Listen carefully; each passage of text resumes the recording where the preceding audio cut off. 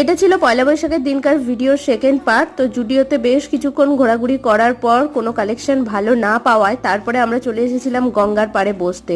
আর এখানে মুন্না রাস্তায় কিছু তন্দুরি চিকেন নিয়ে নিয়েছিল, বাচ্চাগুলো এখানে দেখো বসে বসে খাচ্ছে। আর তারপরে এখান থেকে আমরা চলে গিয়েছিলাম আবনি, কারণ মুন্নার শপিং কিন্তু এখনো শেষ হয়নি। তারপরে এখানে দেখো আবনিতে ঢুকে এই যে দুটো বাচ্চার দায়িত্ব দুটো বাবার রয়েছে, আর আমরা শুধু হেলমেট নিয়ে ঘোরাঘুরি করছি। আর এই দিন আবনি কিন্তু প্রচন্ড ভিড় ছিল, মানে পা গলানোর জায়গা ছিল না। তো যাই হোক, তারপরে আমরা চলে গিয়েছিলাম বাজার কলকাতা। আর সঙ্গীতা এখানে এসেই মামামের জন্য একটা ড্রেস দেখছে।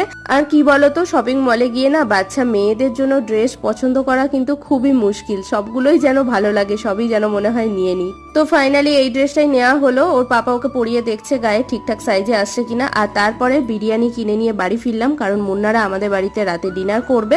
আর এই যে বিরিয়ানি নিয়ে নিচ্ছি, চলো নেক্সট ভিডিওয়ে দেখা হচ্ছে। আজকের মতো টাটা।